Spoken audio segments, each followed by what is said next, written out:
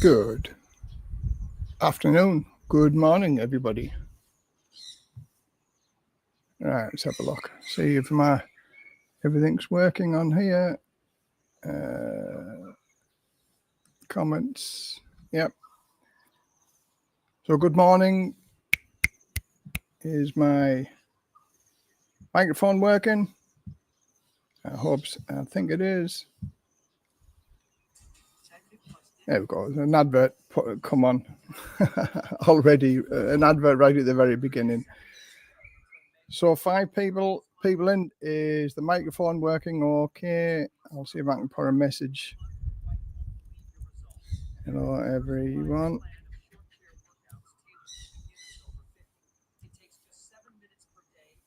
Why won't that work?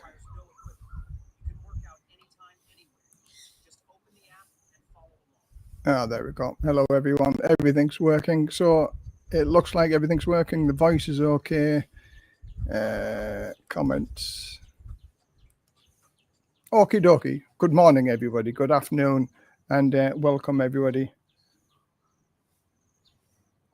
There you go. I've got confirmation. Everything's good morning, Les. All working okay. Thanks very much. I'd just like to make sure that everything's working okay. I start a little bit early just in case I've missed something. I've done it plenty of times, but you know what it's like. Sometimes it works and sometimes it doesn't. And yet again, we're up working and everything's okay.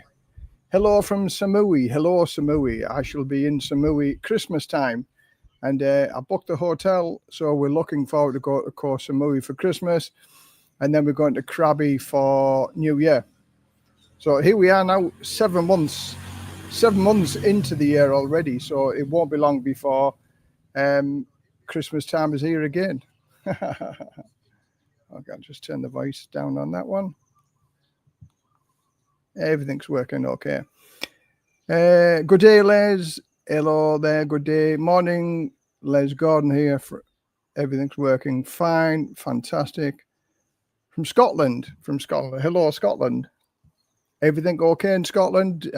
Did you manage to get some of that nice sunny weather there in Scotland? Apparently, the UK is having a bit of a heat wave at the minute, which sounds all good, doesn't it? But I remember going there this time last year, and it was the coldest summer in 15 years. So maybe I missed out by a year or so. But anyway, retired and living the dream. I got my coffee. We're all ready to get started. So this is your chance to ask any questions what you have. I've got a few questions that people have asked me in the meantime. But what we're going to do, this is your chance to ask any questions that you want. And because I've been living here for 13 years or so, I know a little bit about living here. And there's lots of, for me, not disrespecting Thailand, but knocking Thailand. They're saying that the tourists are not coming and there's this reason, that reason, the other reason. In fact, I just did a video about it the other day about the glass being not half empty, but half full, because I'm a half full type of person, and I always see the positive in everything. And in reality, for me anyway, especially, I can't see any difference. It's just as nice to live here. It's just as cheap to live here, and we'll go through a little bit of that during the video. And I'll give you my explanations as to why I think everything is sort of being disproportionately bad against Thailand. Hi, Bill. Always a pleasure, mate. Thanks very much for joining us. Yeah, Ploy's laid on the sofa. Ploy's laid on the sofa looking at Shopee to get some more clothes for when we go on our holidays again. D and Nissan highlights from the humid Karat.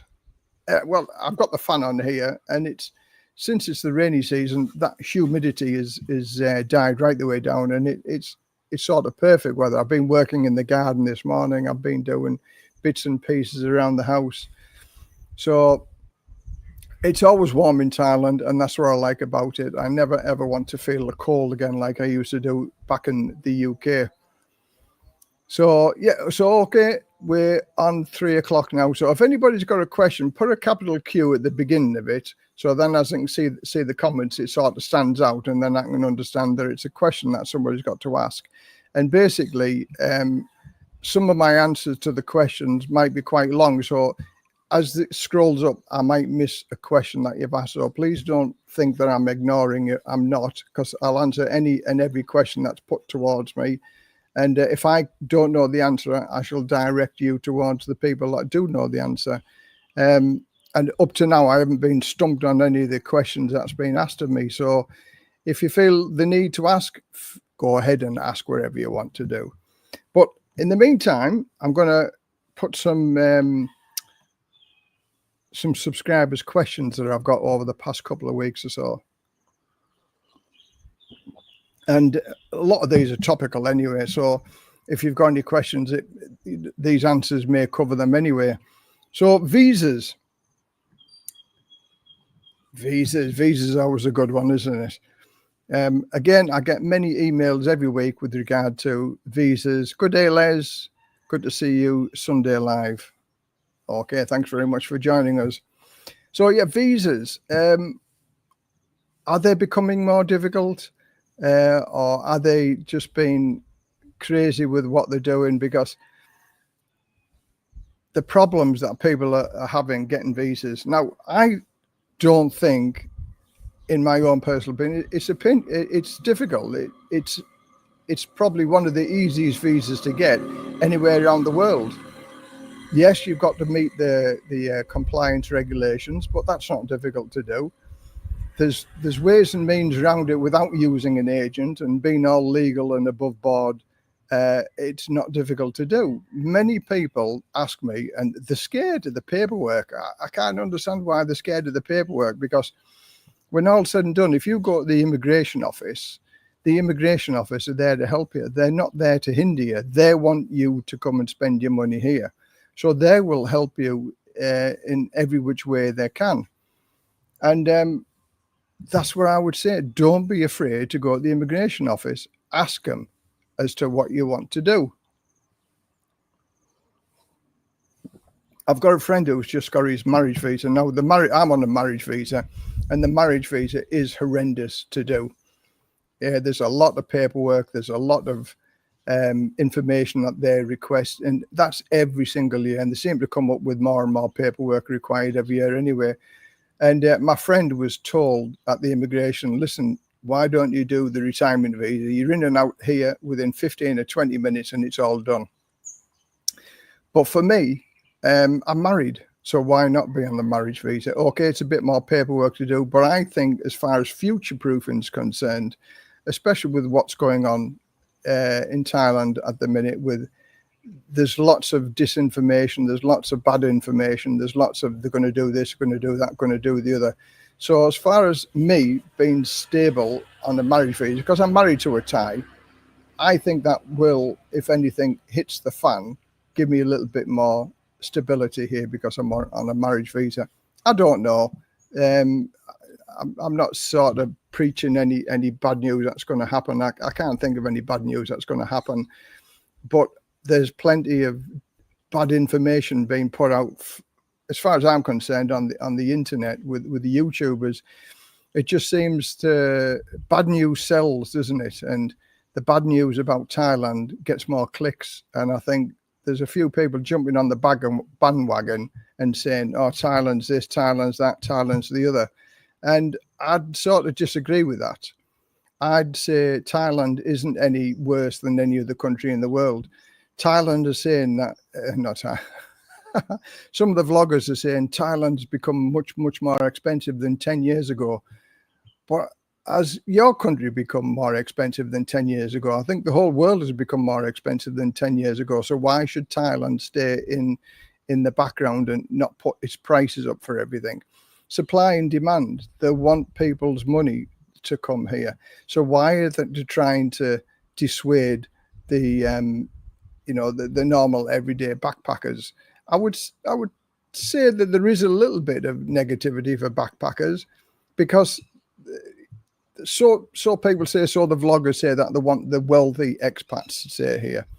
Let's face it, if you're if you are a wealthy expat, you have the choice of staying anywhere in the world. And I don't think Thailand cuts it for the wealthy people that they're trying to attract here. And if the wealthy people come here and all the middle class to like poorer people go, who's going to support the street vendors? Who's going to support the mom and pop shops and things like that? Because it's the mom and pop shops and the street food and the little shops that are sustained by the people on a budget, such as me, because I live on a budget, and I'll come on to that later on, how much my budget is to stay in here. And I'm going to do another video because I've asked a few people how much is enough now to stay in Thailand. And I did a video and I sent a couple of people the link to it. But when I looked, it was 3, maybe 4 years ago. So things have changed a little bit in 3 or 4 years, but not as much as you think it may have changed. So I'm going to do another video on and show you exactly the restaurants that we go into, the cost of the food in the restaurants. And they're not cheap restaurants, if you like. They are like the restaurants that we go into. And for £1,000 a month, you can live on £1,000 a month here in Thailand, no problem whatsoever. And you'll have that will include a condo literally over the road from the beach, some adult entertainment venues or places that you can go to, restaurants. It's just going to cover it all.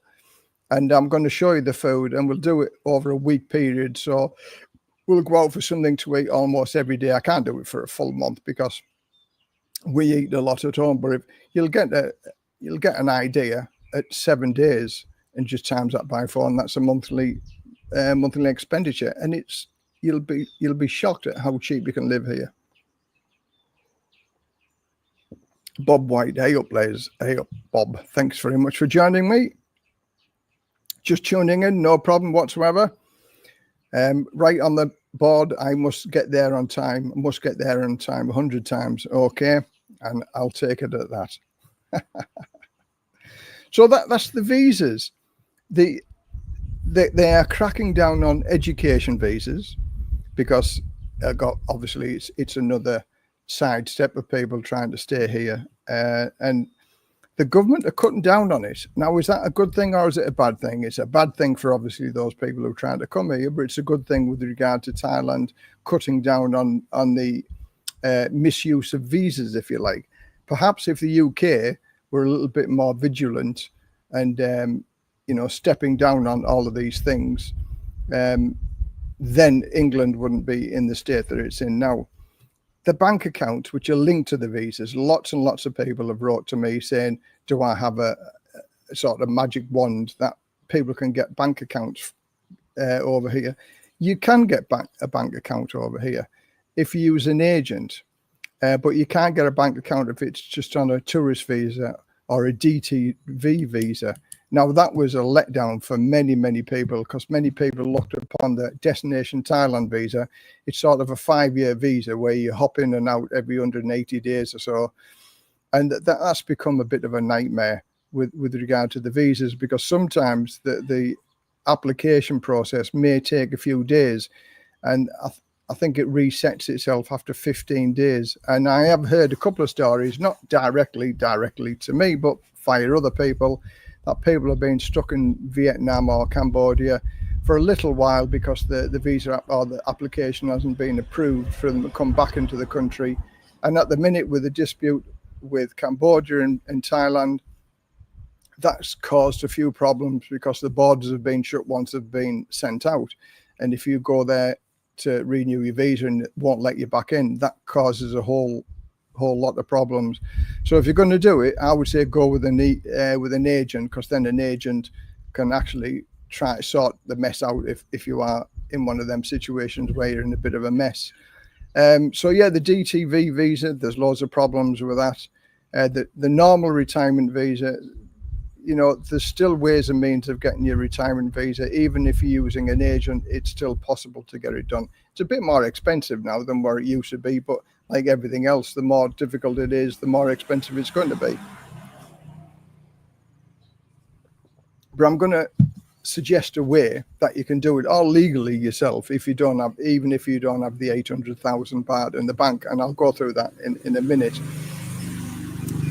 But again, you still need to open up a bank account. So I think there's a few agents that can open the bank accounts for you. But it's sort of a chicken and egg situation. You can't open a bank account without a visa, and you can't get a visa without a bank account. So if you use an agent to do the whole lot, if you use an agent, this is what I suggest people to do, especially at the minute when everything's up in the air. If you use a visa agent to get your first year, they will put the money in the bank for you, get you the letter, get your visa opened up, and then now you've got the bank account and the visa. Just deposit 65,000 baht into that bank account every single month for the next year, and then that qualifies you for the income method. So then you just go to the immigration office and just say you want to change it from the 800,000 method to the income method, and therefore you have 12 months supply or 12 months proof of you putting 65,000 baht into a bank account. Now, before, it used to be either or, where you could get the 800,000 baht to get your retirement visa, or 2 months at 65,000, proving that you've got 65,000 going into a bank account for 2 or 3 months. Now they want to see 12 months, which is changing the law, but nothing has been written in stone about that. As far as I understand, that law still applies, where you only need to show 2 months at 65,000 to be able to get your retirement visa on the income method. But a couple of subscribers have said no, that doesn't work anymore, and they need to show 12 months. So again, using an agent is simple. It might cost you 35, anywhere from 35 up to 65,000 for the visa, depending which agents you go to, but it is still possible at the end of the day. And then put your 65,000 into your bank every month, then you can go and do it yourself, and then that reduces your visa down to 1,900. Is it a lot of fuss and carry on? Yes, it is. Of course it is, but it's well worth doing it. You still have to do your 90-day reporting. I don't think that'll ever end. I think that's one of the things that they should do. There's the ETA visa, ETA card that you've got to fill in 72 hours before you come. You can't do it like a week or 2 weeks in advance. It's like at least 72 hours before you come, just to give the Thai people the information they require. Now, there's lots of people complaining about that, saying it, it's Big Brother keeping an eye on you. This is Thailand, isn't it? Big Brother, if it wants to keep an eye on it, it will keep an eye on you. Some people feel that they are not happy with Big Brother keeping an eye on them. Well, if you don't like Big Brother keeping an eye on you, go and find somewhere else that they don't keep an eye on you. You don't have to stay here in Thailand. I don't think there's anything that would make me feel I'm not welcome here. I'm more than happy at feeling welcome here all the time. And I've never felt unwelcome. In fact, the only people that have told me to leave Thailand are wealthy foreigners who says, because I live on a budget, Thailand doesn't want people like you. So, of course, they know the answers, don't they? But a Thai street vendor doesn't care whether that 20 baht that they get for wherever they're selling for food, whether it's off a wealthy person or whether it's off a person on a budget. 20 baht to them is 20 baht to them. And I would say, on the contrary, a wealthy person wouldn't eat off a street vendor's food. So who's going to support the street vendors and the mom and pop shops and stuff like that? There's a place for every budget, I think, here in Thailand. So therefore, just take it and have a good time. Hi Les, I'm going to be in Rayong for the month of September this year. I'd love to meet up for an hour or two for a chat. I'm Irish, but live in Leicester. No problem. The sofa's always here for a cup of coffee, and that's the same for anybody that wants to come to Rayong and have a chat or wherever. The kettle's always on. You're always welcome here to have a cup of tea, cup of coffee, and have a chat. I love chatting. I've chatted to people almost on a weekly basis. We meet somebody one time or another every week, just about. Good morning from Norway. Good morning, Norway.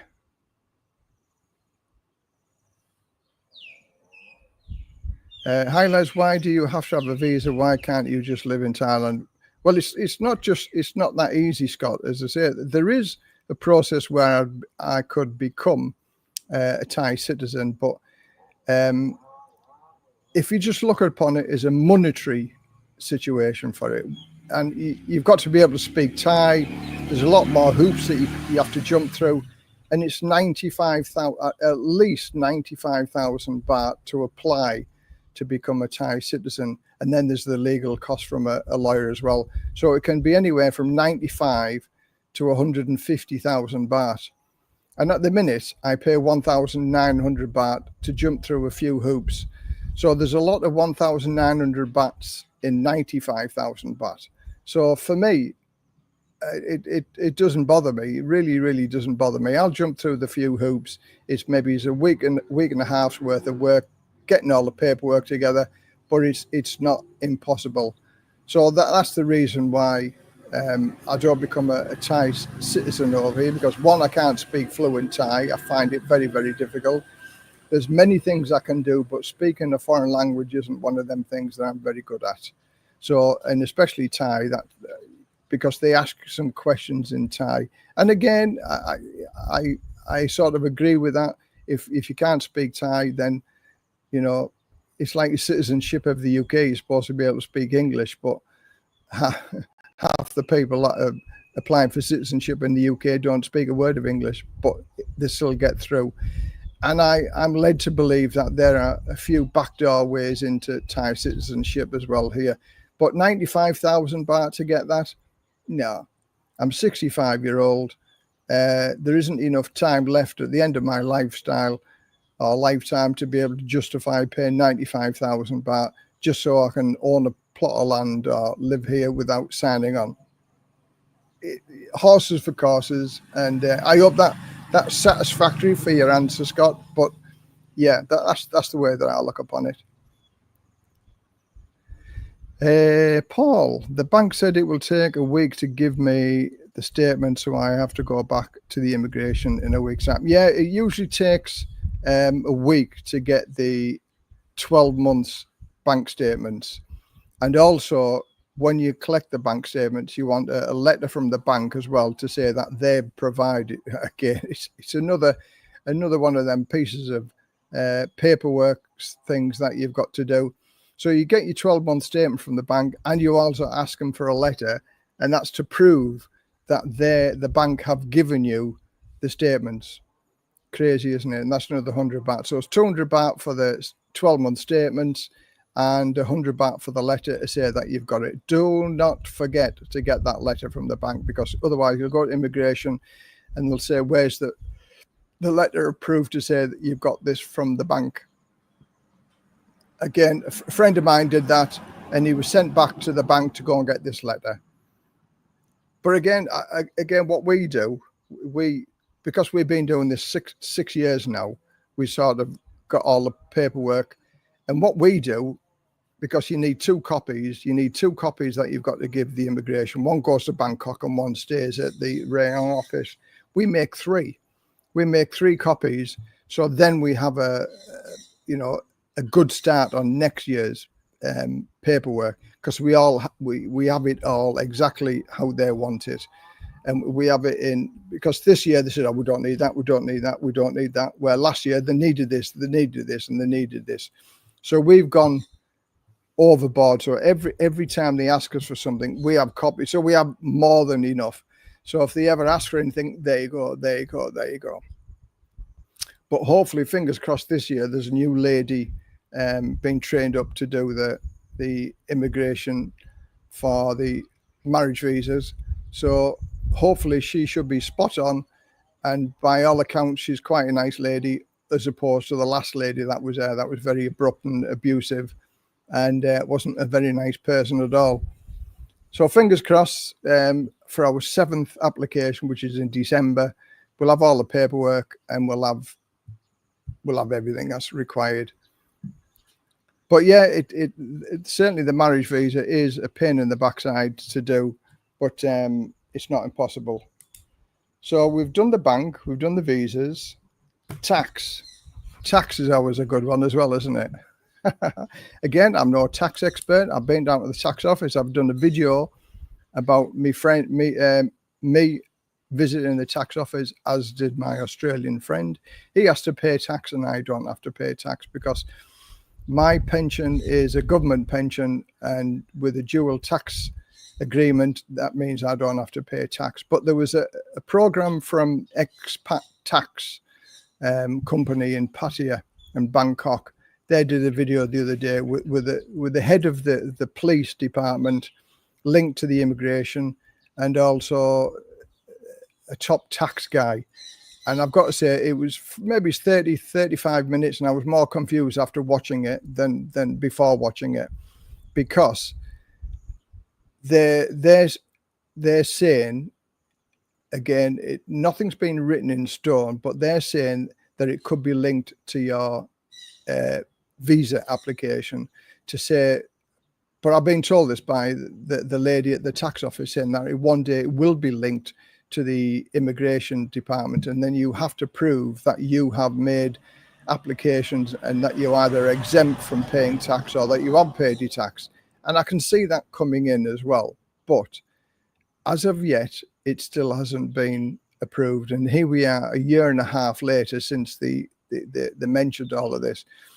And yesterday I seen another video on about they're going to publish something in the Royal Gazette with a change to the tax implications for foreigners. So again, it's just watch this space. It's still confused. It's like a knee-jerk reaction as to what's going on. Nobody definitively knows because it hasn't been printed in the Royal Gazette yet. So when it's printed in the Royal Gazette, there'll be hundreds of videos on it. But as yet, I would say to people, just hold your horses. Let the system run its course. And if they want some tax off you, they'll contact you. And if you go to do your renewal of your visa and they ask for that information, I would maybe go a week or maybe 2 weeks earlier than normal, just in case they spring this problem onto you about filing your tax and that. It's not difficult to do, to go and get your tax ID number.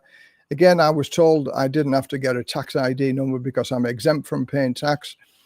But on the video the other day, then I have to show why I'm exempt for tax. Now, we've got the paperwork from the tax office to say that if I can prove it's a government pension, I'm exempt from paying tax.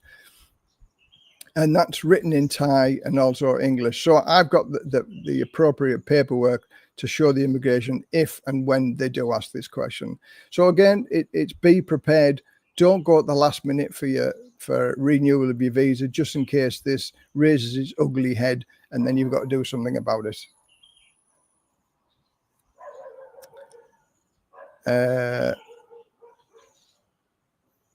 I'm not complaining, Les, but people need to know that to renew a retirement visa, it can take a week.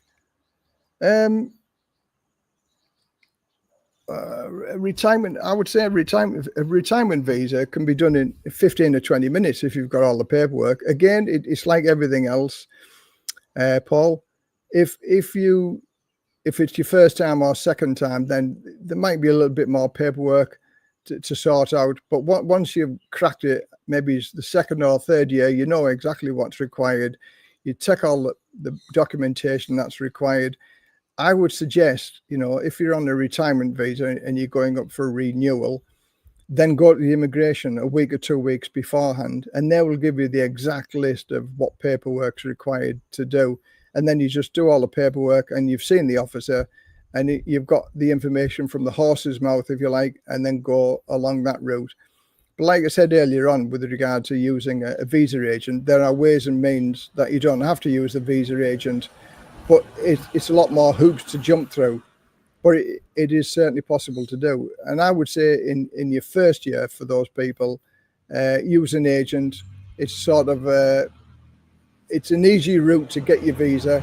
And then as long as you put the 65,000 in every month into a bank account, Thai bank account, then you can apply for your visa yourself the following year. And that's only 1,900 for your visa. It's not difficult. There's a few hoops to jump through, but it's like everything else. If it was easy, everybody'd be doing it, wouldn't it? Then there wouldn't be any need for agents. So, yep, I agree with you. It can take a little while to get things moving, but it's not impossible to do. Jan's Adventure. I'm moving to Thailand soon and want to pay the least possible fee on my withdrawals. What do you recommend? Have a large withdrawal per month and use a credit card?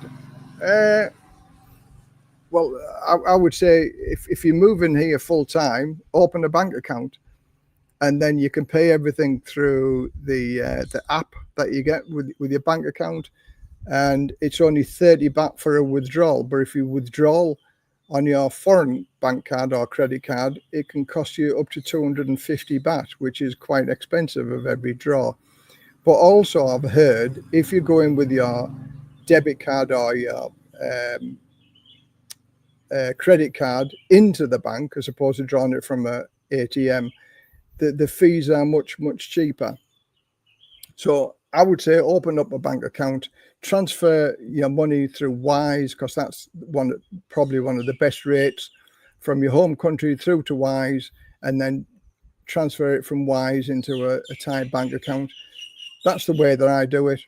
I transfer over between £1,400 and £1,500 every month, and it costs me £10, well, £9.98 to be precise, to withdraw that from England, put it into Wise, and then pay it into my Thai bank account. That's the cheapest way of doing it, I would say.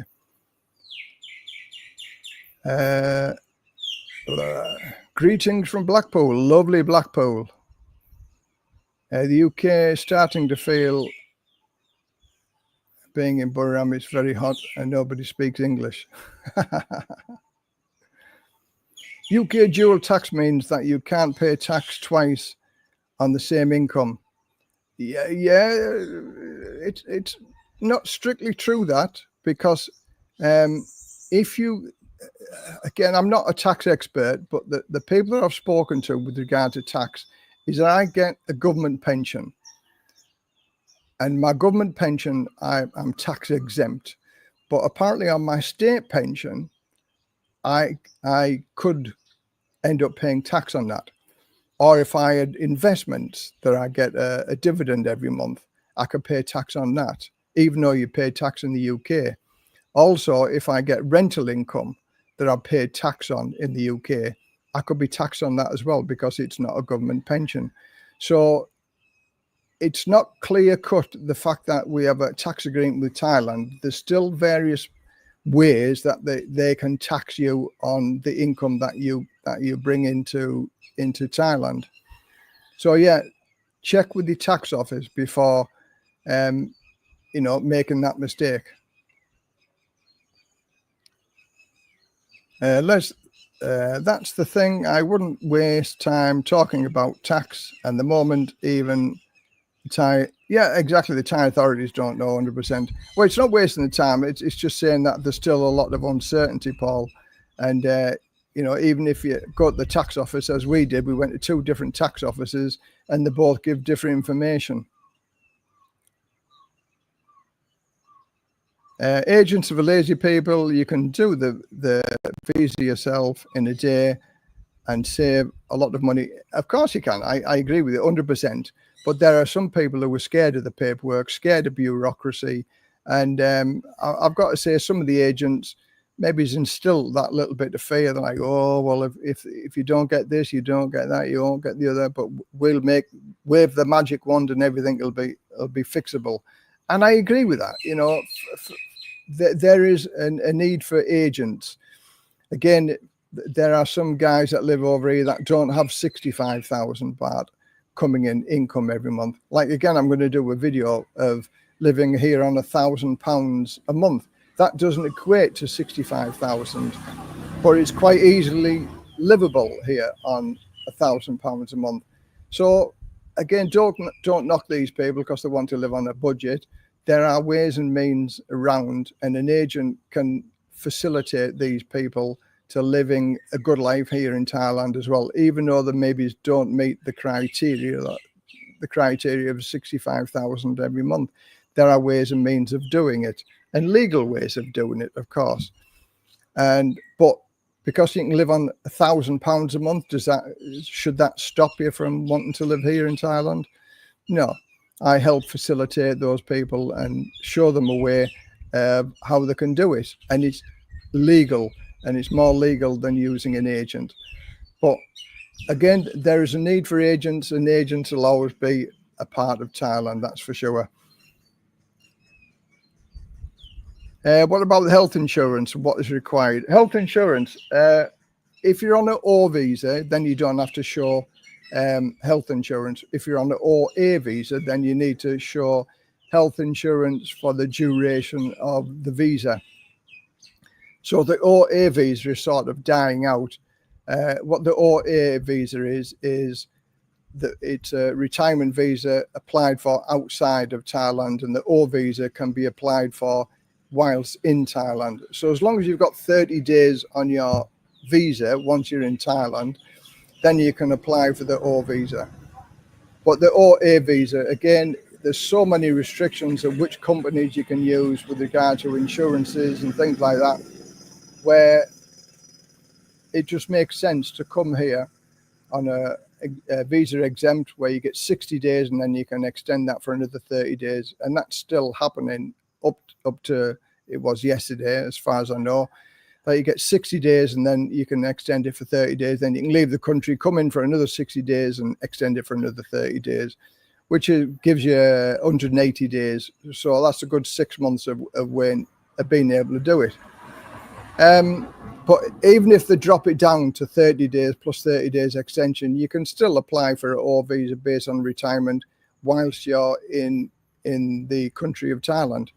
So yeah, there's always a way of doing it. Again, go and see the immigration. If that's what you want to do, within the first 1 or 2 days of getting here, make a visit to the immigration department and ask them what they want. And they will give you all the paperwork and they say, this is what you need to do. And even if it takes you the month to get all the documentation, pieces of paperwork, then because you're going to do a 30-day extension, then you've got 30 days, no problem whatsoever. So it's not a problem to be able to do it. There's a lot of legwork and there's a lot of scared people, but the paperwork isn't difficult to do at all. So I would say you can still do it on your own, even if you come here on a normal visa. Health insurance. Again, I pay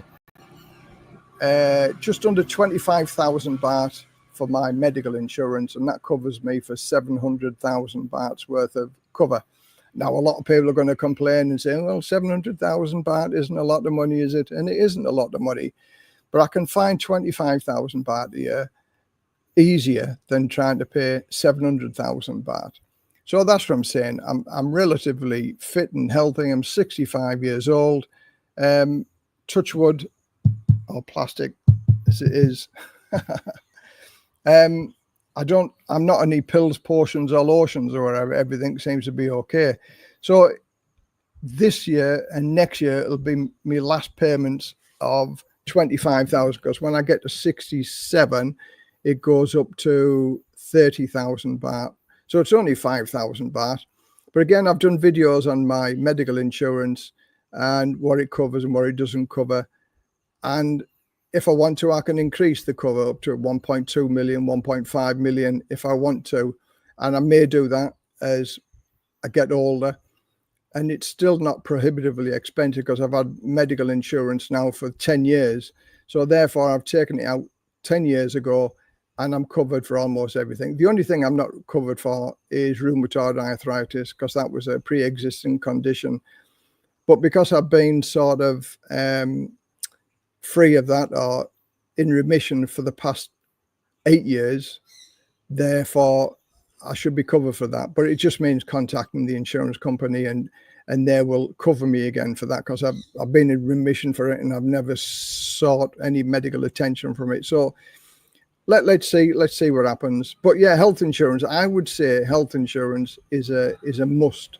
You've got to have some type of medical insurance over here, even if it now again I'll come on to this with insurance. For there's ways and means around the system as well, but it's not like the visa where there's a workaround for that. Health insurance is health insurance. It's going to cost you money one way or another.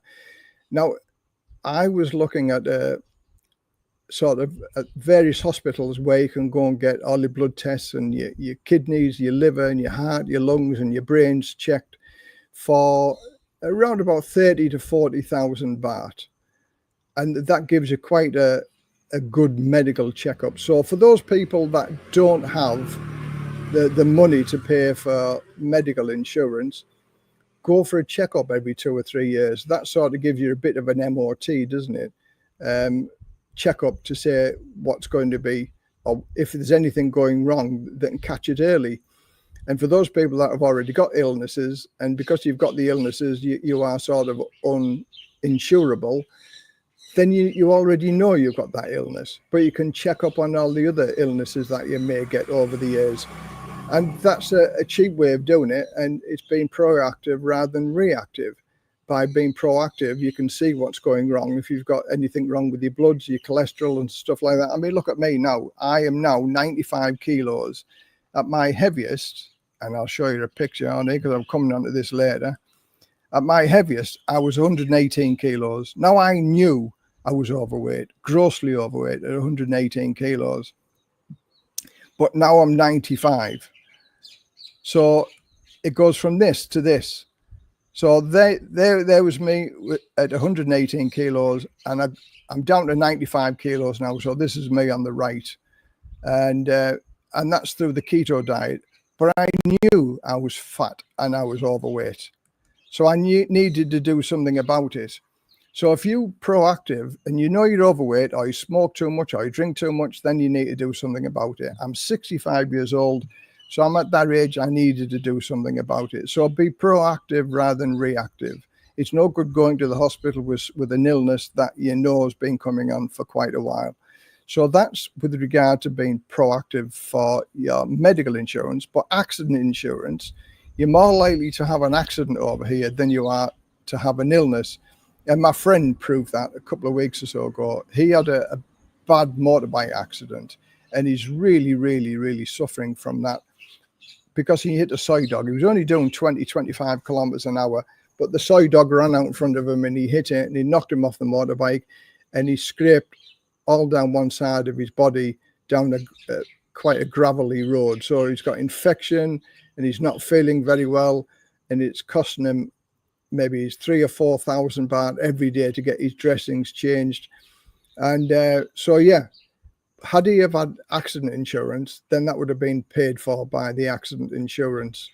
And you can get like up to maybe 1 million bahts worth of accident insurance for about 7,000 or 8,000 baht. So if you haven't got any insurance whatsoever, go and have a look at the accident insurance.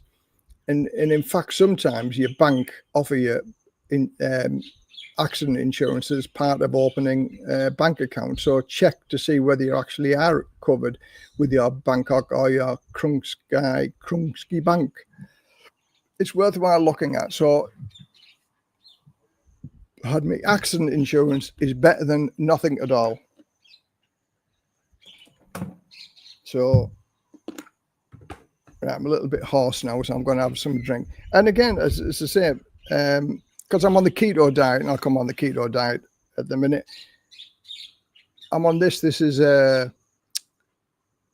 sort of putting all the salts and that back into your system, because whilst you're on keto, you do lose a lot of electrolytes. So this is a 0 sugar electrolyte, and it's quite a nice, refreshing drink as well. Oops.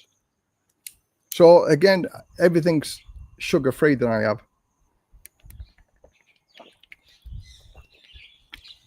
But again, that's being proactive as opposed to reactive. So these are the things that you can do to try and improve your longevity of living, if you like. Now, my dad died at 59 of a heart attack, and my mother had a hole in the heart. So I've got hereditary, maybe heart problems, one thing or another. So I knew, because I was overweight for years and years and years. I've always gone up and down with regard to weight. So my goal is to get down to at least 90 kilos, and I'm 95 kilos today. So I've come down from 118 and I floated around 106, and now it's time to go down from 106 down to 90 kilos. So that's my goal anyway. So again, fingers crossed. So anyway, going on from that, if anybody wants the keto, right, let's have a look.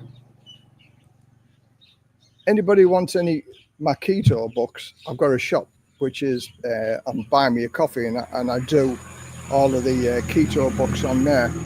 But because I'm so happy with the keto diet, I eat one meal a day, intermittent fasting, you don't feel hungry and stuff like that. If you send me an email and ask for this, a ketogenic diet, a lifestyle, not a diet, I'll give you this for free so you can have a look at it. Just send me an email on that email address there, and I'll give you this for free. Ketogenic Lifestyle, not a diet. Give it a go, have a read of it and see what you think. And because when all's said and done, the whole world is obese, or whole world is overweight. And I find the diet that I've been on, the ketogenic diet, one of the easiest diets I've ever been on in my life. The first week's always difficult, and it's always the difficult with everything else. But again, being proactive as opposed to reactive, that's what you need to do. And again, doing some research and things like that, because you do lose a lot of electrolytes, and because you've reduced your diet, you might reduce the essential vitamins that you need. So I'm taking these now, one a day, men's 50 plus, and these are actually, you can feel the difference within 2 or 3 days. And there we go. It's a healthy heart, healthy brain, keeps your blood pressure in check. And there's 300 tablets in there, and there were 980 baht from Lazada. But they are the one a day vitamins. You can feel it. I feel the difference 100%, and I get no kickback from this at all. This is what I'm saying to people, that this helps because you're getting your vitamins every day. So I think that's enough said about that. But no, do something about it, and you'll live a long and happy life here in Thailand. Why do you want to cut your life short? If you drink too much, smoke too much, overweight, you're just knocking them days or months off, aren't you? From having, I love it here. I've been in Thailand now for 13 years, and I want to stay here for at least another 13 years plus.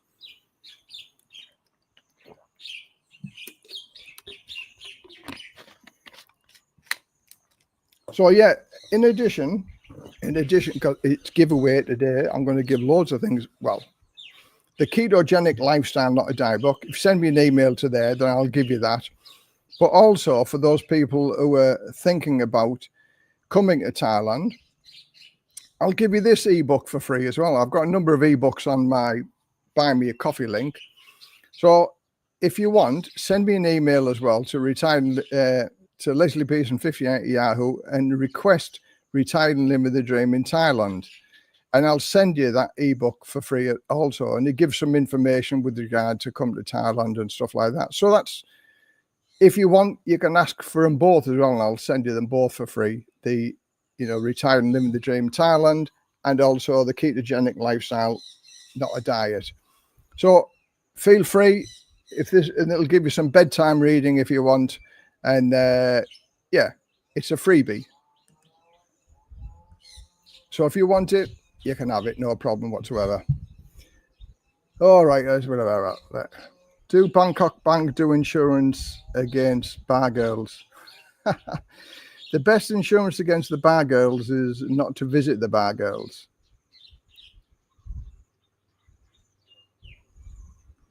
The girls in Thailand. Again, I've done another book on internet dating here in Thailand. Again, that's on my Buy Me a Coffee link. I've done a few ebooks. So if you just go onto that HCDPS coffee, I've got a shop there with a number of ebooks, and they're all only $3 apart from one, and that's 101 Ketogenic Diet, and that's quite a big book with regard to the ketogenic. Oh, I've got an itchy foot. Mosquitoes are biting. So feel free to have a look. There's a little description of every ebook that's on there, and it's only $3. $3 if you want to, to buy an ebook. Again, this channel doesn't charge anything. I don't have a private members group. I don't have a Patreon group. Everything is free. All the information that you get on this channel is for free, and I will never ever charge money for people to request the information or private members group and things like that. For me, I don't believe in that, but I make a little bit of money with the ebooks and stuff like that, so there's no shame in me plugging my own ebooks that I've spent time to do. And $3, it's like less than the price of a cup of coffee, isn't it?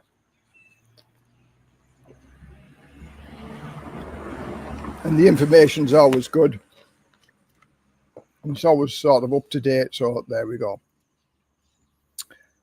Okay, right, let's go on to something else. So we've dealt with the insurance. We dealt with visa agents. Okay, cost of living. Cost of living, I'll do that one. Again, a lot of people are turning around to say, oh, Thailand's become expensive. It's expensive. It's too expensive to live here. On the contrary, it is not expensive to live here. It really, really isn't. If you go to Bangkok, Pattaya, Phuket, they are the most expensive places. If I went to London, if I went to Paris, if I went to Rome, you'd expect to pay more money in them super tourist places. And it's the same in Thailand. The prices in Rayong here, this house where I live, there are still houses like this for 12 to 15,000 baht, fully furnished, nice places, nice location. You do need transport, but we're like 35, 40 minutes away from Rayong city. I'm only 8 minutes ride away from a beautiful beach. The restaurant prices are normal everyday prices. You don't get ripped off for prices here. Rayong isn't on the tourist map, so you don't pay high prices. But again, it's like everything else, supply and demand. If you want to live in the tourist locations, then you pay tourist prices. So the living costs, the food, restaurant prices, we pay normal prices.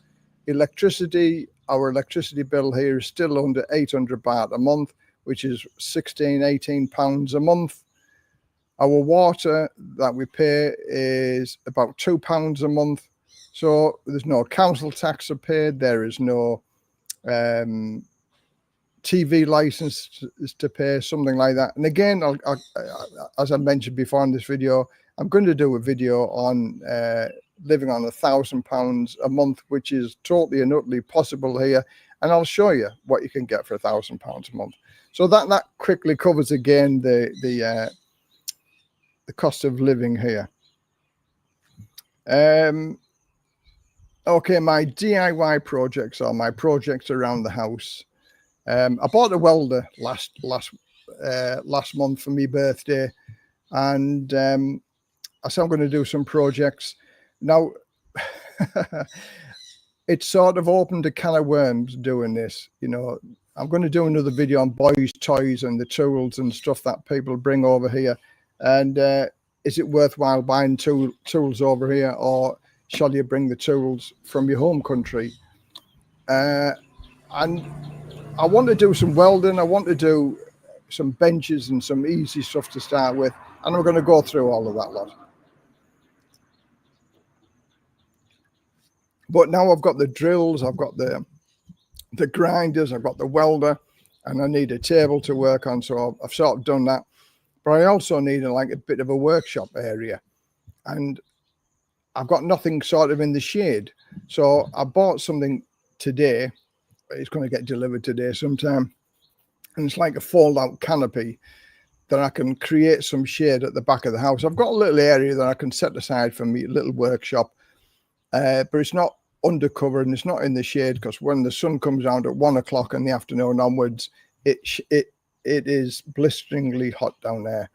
Now, I could have a shaded area if I move the motorbike and move the Samlaw, but it's just a carry on. So I bought this fold out canopy, and I'm going to do an episode of putting the canopy on, just to create an area where I can have a little workshop. I ordered one the other week, and it came, and not that the tube was all bent at the end, so that was a bit of an episode to send that back through Lazada to get a refund. But anyway, I've got it, and the new one is coming today. So I'm going to do a program doing that. So then I'm looking forward to doing the benches and the fence and stuff like that. But the welder hasn't been out of the box yet. So for those people who are waiting to see my welding projects, it's still work in progress. I've been playing around with my solar. We've been doing the gardening a little bit, done bits and pieces around the garden. But the gravel around the house to stop the weeds is being 100% successful. The amount of time that has saved, and the fake grass. And again, I've done videos on that with the AstroTurf. That stopped a lot of the weeds from coming up through the ground, and the gravel is fantastic. We're graveling other little areas now to stop the weeds, and it just makes life so much simpler. So yes, the garden projects have taken over inside of the house. All the solar's up and working. That's working fantastic. The lights around the house are working. Again, the solar that we've got, there's sort of nothing more than it's there, it's working, and it's fantastic. So solar is fantastic over here. It's a little bit expensive, and it's still going to take 6 or 7 years to recoup the money back. But the electricity has been out once here since we fitted the solar, and it was out for 4 hours. But we could still watch the TV. I could go on the computer. We still have a fan to keep cool. So yeah, even for just that one episode, it was worth the investment.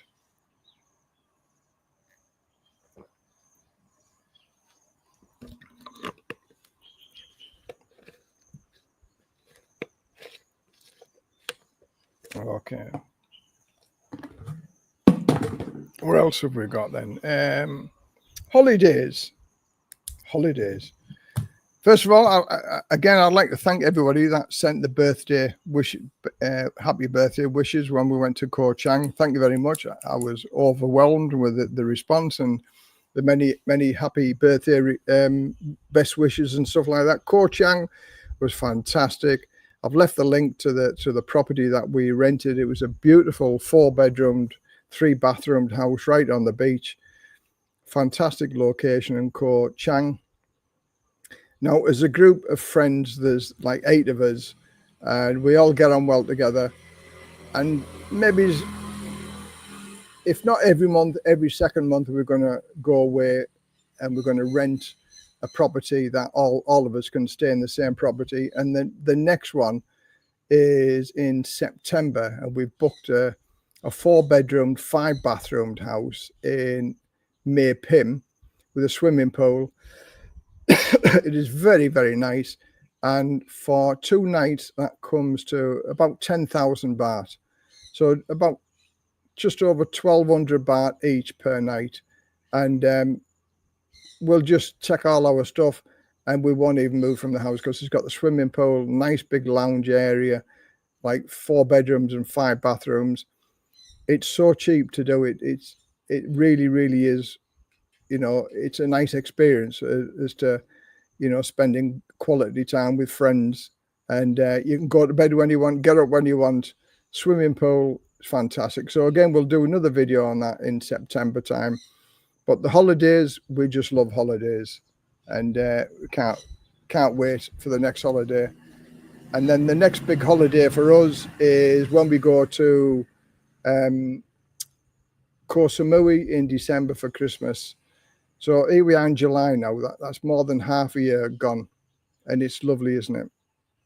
Just like traveling around.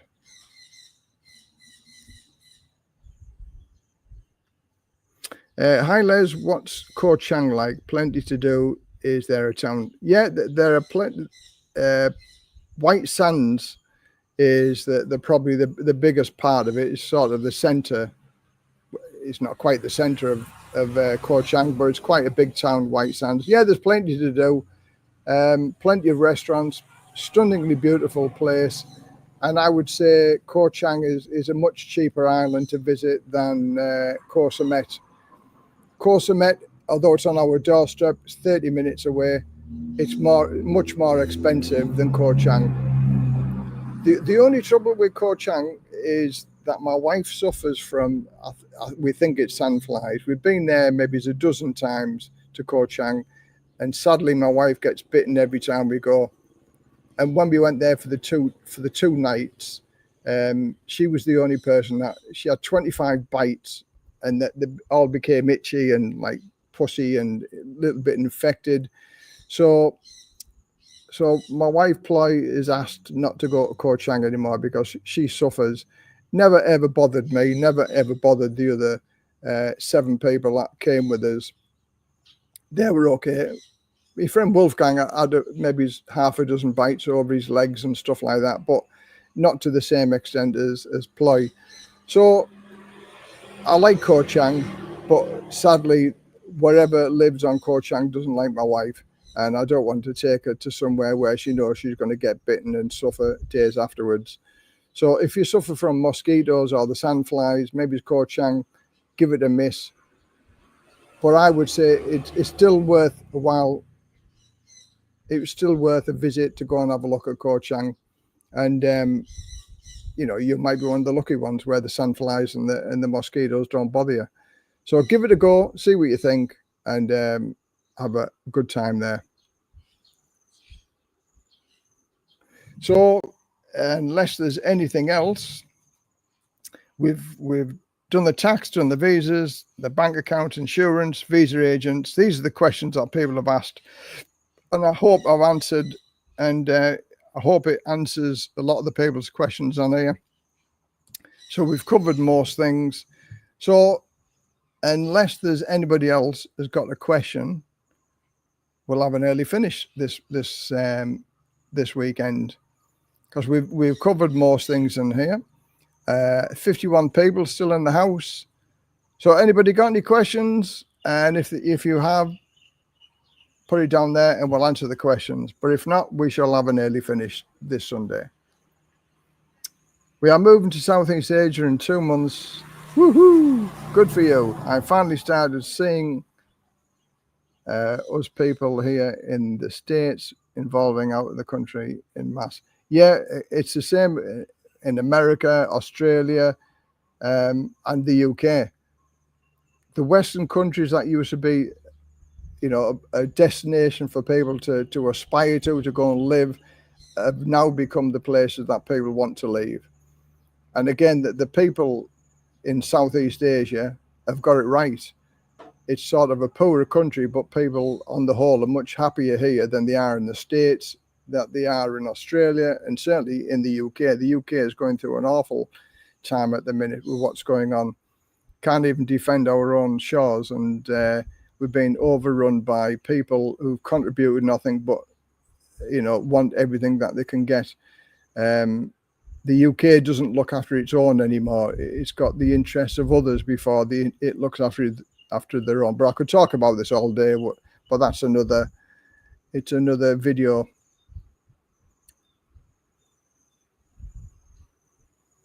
I don't think there's going to be a big shift in the world if this is true. Hi Les, why do you think more expats are considering Cambodia versus Thailand apart from the visa issue? I think price has got a lot to do with it. I would say price, and also once you've been to Pattaya, let's have it. How can we put this?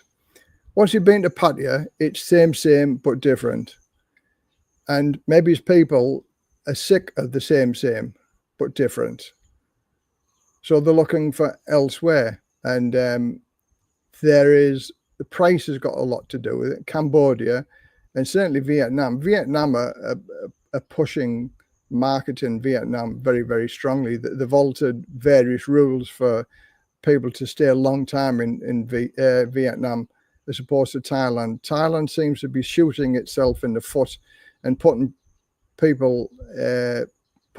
obstacles and problems in people's ways in Thailand, because I think, this is my own opinion, Thailand think they are better than everybody else. And sadly, that isn't the case, because now people are voting with their feet and going to other countries. And I think Thailand has lost its shine because of pricing and things like that. With the tax situation, with the visa situation, it puts people off. And let's face it, people want to come here and live a happy life, free of any stress, free of any worry, but there's all of these obstacles in the way. And as yet, Cambodia and Vietnam and Laos don't have these problems. It's much easier to get a long stay visa in Cambodia than it is here. So I think Thailand is going to be knocked down a peg or two over the next 2 or 3 years. They won't see it as yet, but when people start leaving, as they do, and all of these videos that are coming on about people leaving the country and the tourists have gone down, it's got to shake some trees, and it's got to make some people think and like how they can welcome the people back here. They're targeting the nearest countries, which is again good marketing, and the nearest countries are China and India and Russia. But them are the 3 countries that cause the most problems here as well. So yeah, Cambodia, I've never been to Cambodia, so I can't say anything about it. I've never been to Laos, but that's on our bucket list to go. Maybe it's next year or the year after. Vietnam, I can comment that Vietnam is cheap, it's beautiful, friendly, welcoming, and I'd go back there tomorrow. In fact, Vietnam was my second place that I would have lived, but at the time it was much easier to get visas and live here in Thailand than it was in Vietnam. But Vietnam is a stunningly beautiful place to go and have a look. I thought Vietnam still had the same visa issues and that the business visa was cracked down. Again, no, they are altering the visa situation. In fact, I think if you're married to a Vietnamese woman now, you can get a 10-year visa. Again, that's a big change compared to how it was. They are making life a little bit easier in Vietnam, so I've been told. But again, I haven't looked totally into it. But the people that I watch and the people that I listen to are saying that Vietnam is opening the doors to tourists as opposed to Thailand putting obstacles in the way. Hi Les, I have a question about UK bank accounts. I know that UK banks don't like to keep your bank account open if you live abroad. Have you found any problems with having UK? Never had a problem. I've got my sister's house, which is a postal address. I do everything online. I've sort of gone paper free with the bank, and they're quite like that. So if they've got any problems, I've got an email address and they send an email. The only one thing that I can't do is have a app and pay things by app, because you need a UK telephone number for doing that, so they can verify that it's you and things like that. But that's a small problem. Everything else, I would say, because I have a bank account and I also have a credit card still open, and I use the credit card. I buy something every 2 months and then pay it off just so it's active and it gets used. And that's my emergency fund. And there's £3,000 credit limit on that. And that's my emergency. If I need to get a flight home for some reason, or if I need to go and visit my sister, who was, last year she had lung cancer, so I went to meet her. So it's my emergency money. Also, although I've got 700,000 bahts worth of cover, that gives me almost another 120,000 bahts worth of insurance cover, if you like. So I've got no problems with that. I would say get a Wise account. I transfer my money from my UK bank into my Wise, and then from my Wise over to my Thai bank account. But even if you can't keep a UK bank account, there's other ways that you can get it. The HSBC apparently don't mind you having a UK bank account and living abroad. So if you don't have the HSBC, go and have a word with them before you make the move, and just tell them your situation. Like, as long as you're getting money paid into that bank account every month, they should be still quite happy to keep the bank open. Married to a Vietnamese, there is talk of expats getting a Vietnam passport. Yeah, again, that's possible. So that's what I'm saying. They are exploring all the options with regard to attracting people to go and live in Vietnam. Whereas Thailand at the minute seems to be putting barriers in the way. The other countries are opening and being more suggestive and helpful with the ways of when all said and done, they want our money, but the amount of people that are talking on the YouTube is that, they want our money, but they don't want to see it. And I don't find that true at all. I don't find the Thai people unfriendly. I don't find it, I don't feel welcome. There's dual pricing, but dual pricing's been here for years. So it's just one of them things that belongs to Thailand, dual pricing. And I think it happens also in Cambodia and Laos and any of the South Asian countries, that a bit of dual pricing goes on. Or as a foreigner, you're going to get charged more than you do, the normal indigenous people. Tesco pay-as-you-go sim works. Just leave 20 quid or so credit on it, then register that number with a bank to receive SMS. Yeah, I did have a UK SIM card when I went with 3, but it's something like, to retrieve the voicemail or a message, it's £1 for every time I wanted to receive a message or something. I suppose there's other ways around it, but I've got around the system, and I don't need a SIM card. I can manage. There are other ways I can skin a cat, if you like. It's been inventive and been thinking outside of the box, and trying to do away with something that you don't particularly need all the time anyway. So yeah, there's ways to do, but thank you very much for that. The Tesco pay-as-you-go SIM card. I might have a look at that the next time I go. I'm thinking of going back to the UK next year sometime. So I'll have a look at that. Thanks very much for the tip. Thanks very much for the option. We'll see where we go from there. So let's have a look. So, okay. So I think we'll leave it at that now then. It's been a short one this time. Just over an hour. The longest I've gone on is almost 4 hours, but this one's just over an hour. So we'll leave it at that. And thank you very much, everybody, for joining us today.